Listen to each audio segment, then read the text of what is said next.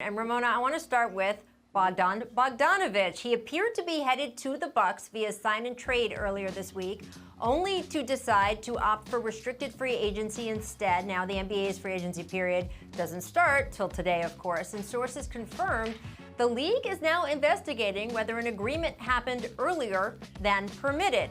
Ramona, you know how I feel about tampering, that it happens all the time, and some of these rules are really ridiculous and frankly insulting to some of the players. What is the latest with the situation with the league, with the teams involved? Well, Bogdanovic is on his way back to the United States, and he's planning on taking meetings. This may take a couple of days for him to decide where he's going to go, but I don't think he's going to Milwaukee. They lost their opportunity to make that original deal construction happen when they waived Elhassan. And frankly, with this NBA investigation, I don't think he can take a chance on going back to Milwaukee or going to Milwaukee. And frankly, he had never said he was going to Milwaukee because fundamentally he's not allowed to say that yet.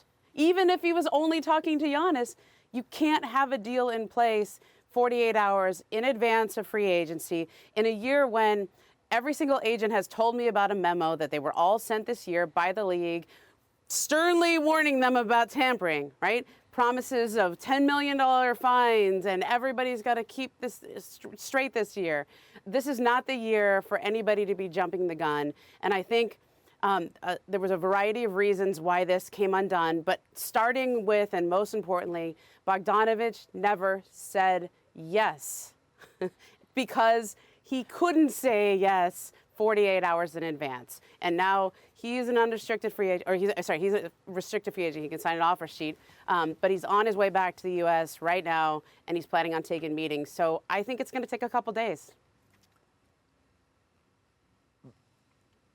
Yeah, Rachel, what I was going to say is these are the moments that really tear me apart, because the media guy in me is like, yes, I want to know about these deals. Break them as soon as we hear about them. Yes, a sign and trade, why not? Even though we know, as Ramona said, fundamentally that's impossible unless you were doing some heavy duty, not just tampering, because Sacramento can give permission, but heavy duty cap circumvention, beating the free agency deadline by 48 hours, right?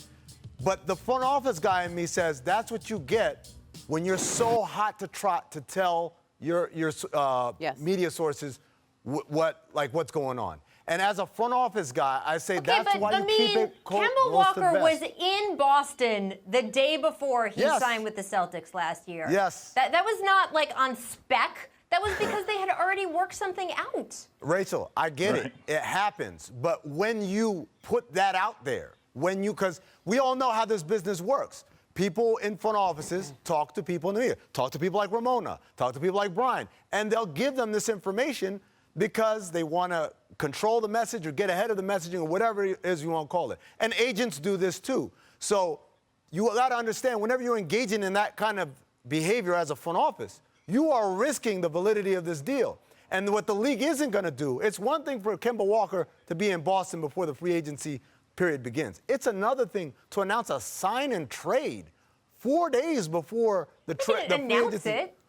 But you know what I mean. When it's leaked, you're not telling them for your health. You're telling them because you want the world to know. I can't get with this. I can't be here on this. This just always seems so silly to me. Players understand what their value is. They know what their options are. The idea that they won't know unless some other team tells them just doesn't make any sense to me. And Sacramento, obviously being involved in this deal, was involved in the idea of him leaving. So who is being hurt, obviously, by him leaving is theoretically other teams that might want to sign him. But he's not an unrestricted free agent. He's restricted, so Sacramento is going to have a say in this anyway. I don't know, Paul, regardless of the tampering, the not tampering, all of that, he is restricted. Do you think Sacramento should match anyone else who makes him an offer? How valuable do you think he is? I think it's very valuable for what they're doing. I mean, they're a young and up-and-coming team, possibly could be in the playoffs next year. But on the flip side, this has to be very discouraging for the Milwaukee Bucks, who just saw a team get so much better and take steps back. I mean, Drew Holiday is a really good player, but having this kid on your roster really upgraded them to another level along with Drew. So this is discouraging, but he's a value player in this league, and I expect Sacramento to match any offer that is given to him. Rachel, I want to point out that this is a different year, and I get your point about tampering, but I have been sent this memo that the league had sent around to all agents and teams this year saying we are cracking down on tampering. They knew it had really gotten out of hand the last couple of years, especially in the way it was being reported, and then guys just flaunting it like Kemba Walker, which you referenced yesterday or earlier. And I think in this situation, Bogdanovic's agents were being very careful not to put him in this situation because restricted free agency is already hard enough.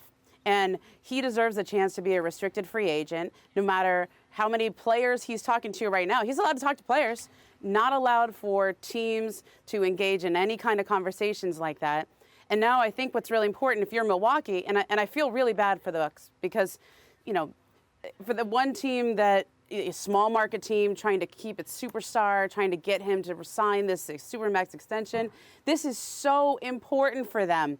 But if you're going to try to execute a deal of this magnitude, first with Giannis, when they can offer him that, and also the other surrounding moves to convince him to stay, you have got to keep your mouth shut. And that's not talking to the media. That's talking to other teams. There was a Board of Governors call the other day. I think that was talked about on the Board of Governors call. There was a lot of talking. And when you get loud about it, I don't know which team turned them in and asked the league to do an investigation. They have their theories, but pretty much any team that wants Giannis is going to tell the league, hey, crack down on this. And so I feel sorry for Milwaukee, but also you got to keep it tight.